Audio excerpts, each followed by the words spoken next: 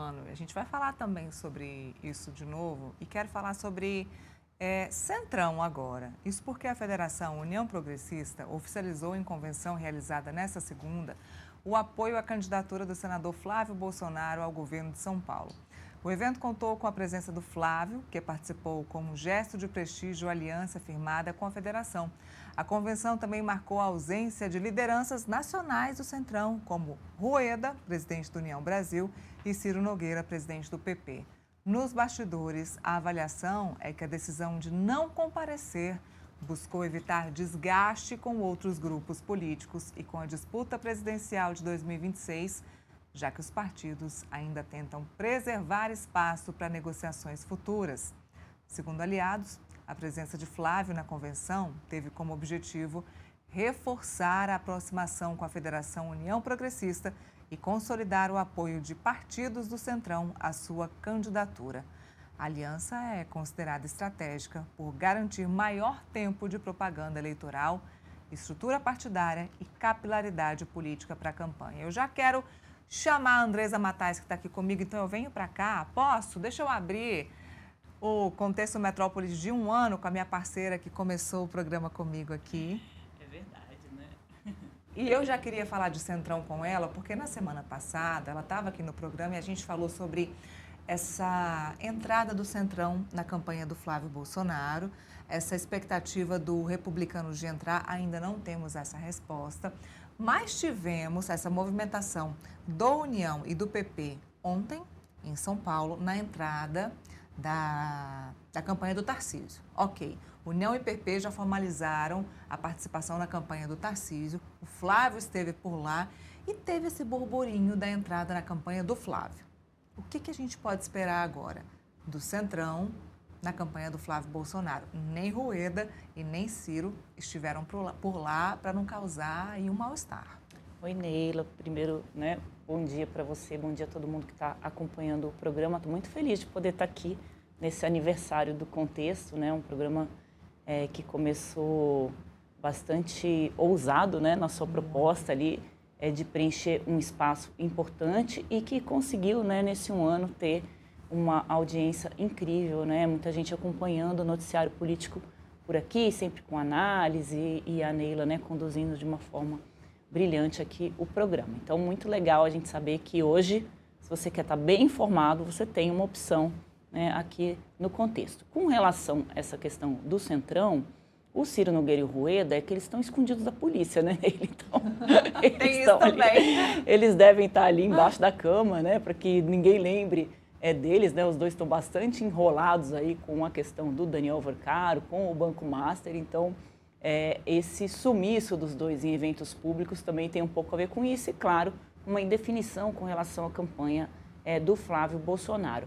Hoje, o que os presidentes desses dois partidos dizem, vamos lembrar que a gente está falando da maior força de direita no Brasil, o PP e o União Brasil fizeram uma federação, é um casamento, eles têm que juntos decidir se eles vão apoiar ou não um candidato à presidência da República, não pode ser uma decisão individual, num apoio formal, a gente está falando. Então, eles consultaram ali as bases dos partidos e a maioria dos diretórios disse que prefere ficar solto, para poder dar uma namorada com Lula, uma namorada com Flávio Bolsonaro, muito a depender de quem estiver na frente das pesquisas. Essa é a principal característica do Centrão, Neila? Ele está com quem tem poder, Como o Flávio deu uma derretida nesses últimos tempos, embora a distância do Flávio para o Jair Bolsonaro neste momento é menor.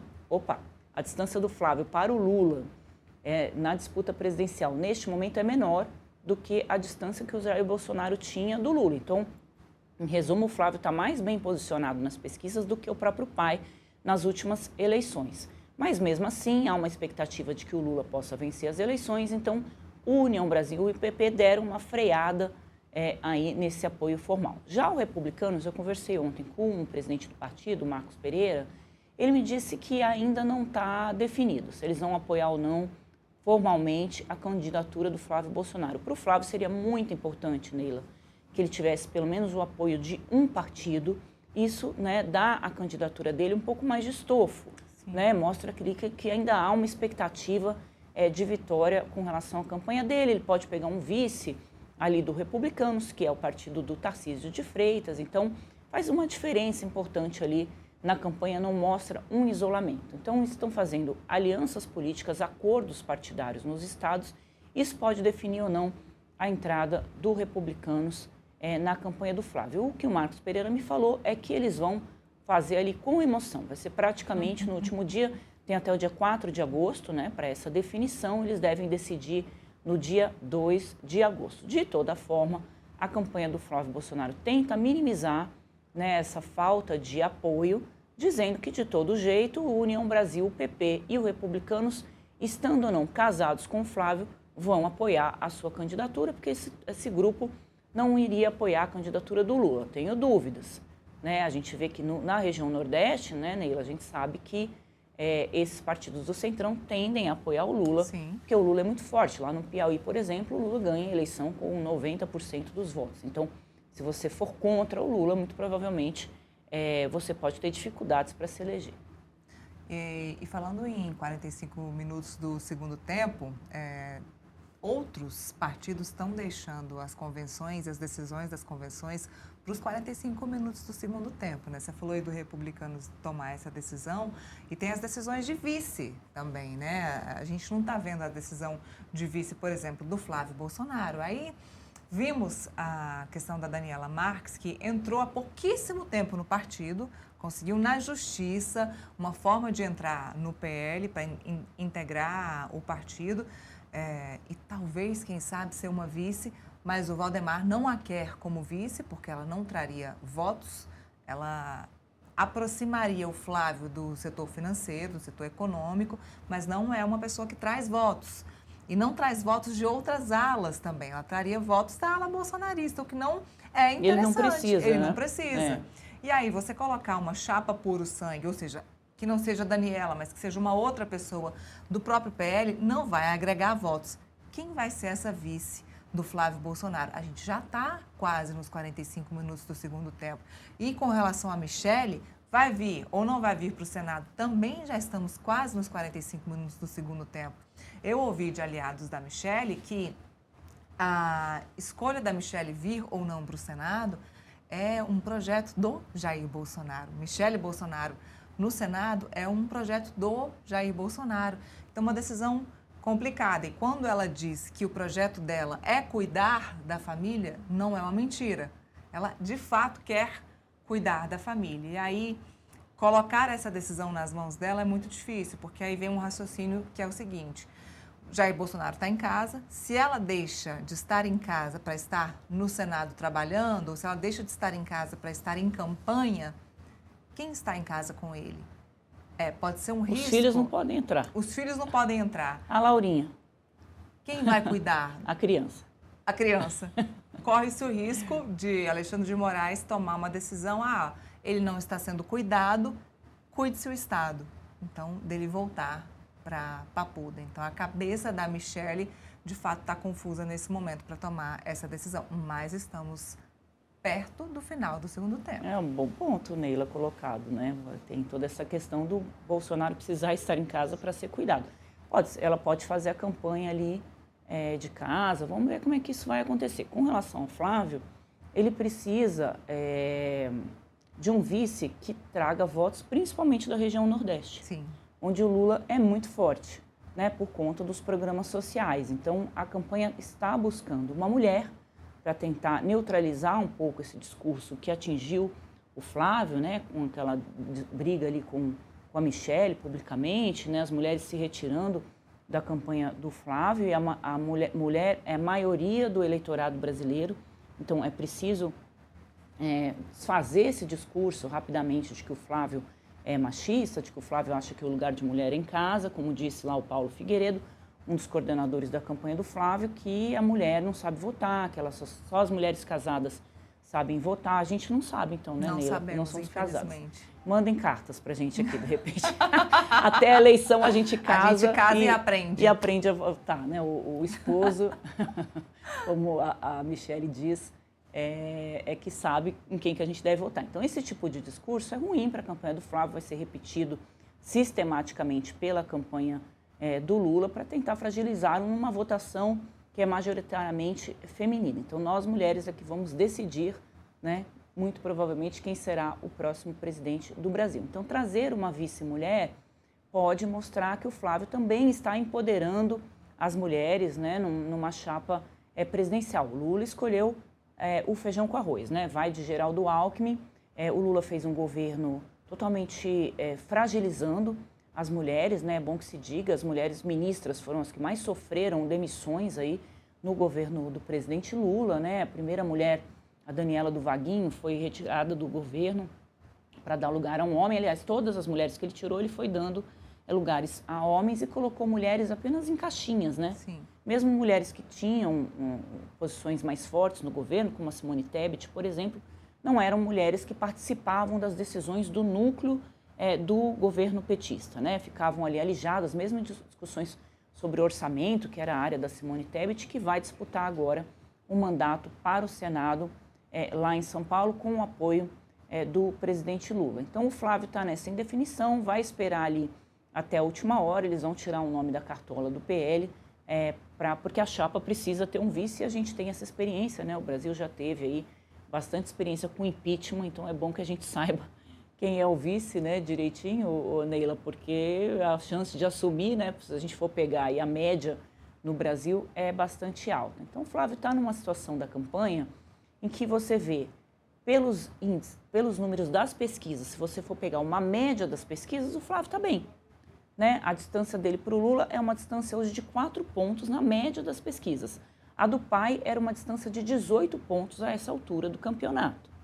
E nesse momento não tinha ainda a história do golpe, essas questões todas que depois atingiram o Bolsonaro. Então, ele tem uma distância muito pequena se você for considerar que o Lula está usando a máquina pública, só o TSE que não vê, né, para conseguir se reeleger.